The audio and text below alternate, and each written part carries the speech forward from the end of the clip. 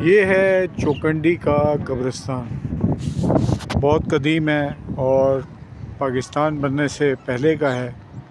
یہاں بڑے اچھے طریقے سے لوگوں نے اپنے پیاروں کو دفن کیا ہے۔ کراچی کے اندر بے شمار قبرستان موجود ہیں، جس کے اندر بڑے بڑے افسران، بڑے بڑے بیوروکریٹس، رشوت خور اور کرپٹ لوگ، قبضہ مافیا کے لوگ اور دولت جمع کرنے والے لوگ، بے شمار لوگ جو ہے وہ مدفون ہیں۔ ان کو یہ جنہوں نے ساری عمر اپنا پیسہ کمانے، لوٹ مار کرنے میں گزاری، نہ تو ان کا پیسہ اسپتال میں کام آیا، نہ لوٹ مار کا پیسہ انہیں بچا سکا، نہ آئی سی یو کے اندر رہتے ہوئے انہیں وہاں سے کوئی نکال سکا۔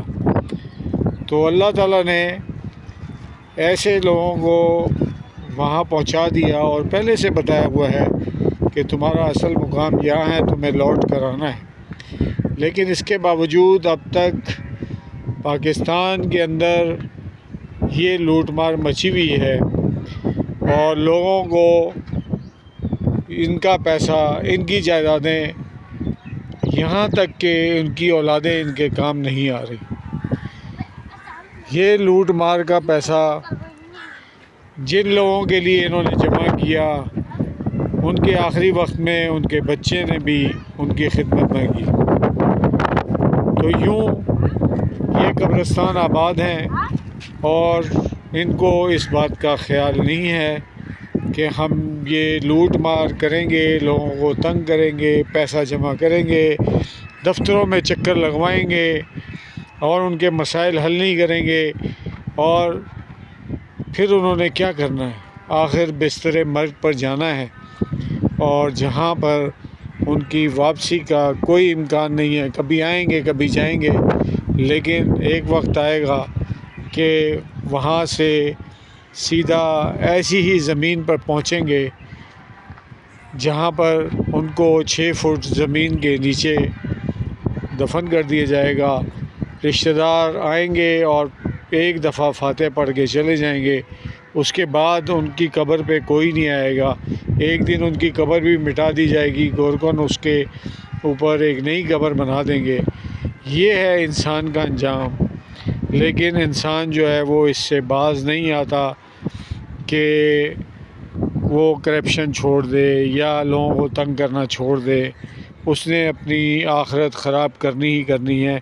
اس نے یہ سوچ لیا ہے کہ جو کچھ ہے یہ دنیا ہے، اور یہ دنیا جو ہے جس کے بارے میں کہا گیا ہے کہ دنیا فانی ہے، لیکن اپنی عادتیں چھوڑتے نہیں اور مختلف ہیلے بہانوں سے لوگوں کو تنگ کر کے پیسے بٹورتے ہیں، اور کبھی ان کو نوٹسز بھیج دیتے ہیں، کبھی کہتے ہیں کہ آپ کے اوپر یہ چیز ہو گئی، آپ کی فائل میں یہ مسئلہ ہو گیا، آپ کے اوپر اتنا انکم ٹیکس لگتا ہے، فلاں 50 بہانے ہیں ان سرکاری ملازمین کے پاس جو رشوت خور ہیں۔ میں کچھ اچھے ملازمین کا ذکر نہیں کر رہا، انہوں نے تو اپنی آخرت کما لینی ہے، لیکن کیا کرنا ہے، آخر اس زمین کے اندر چلے جانا ہے۔ اور اس زمین کا کیا حال ہے؟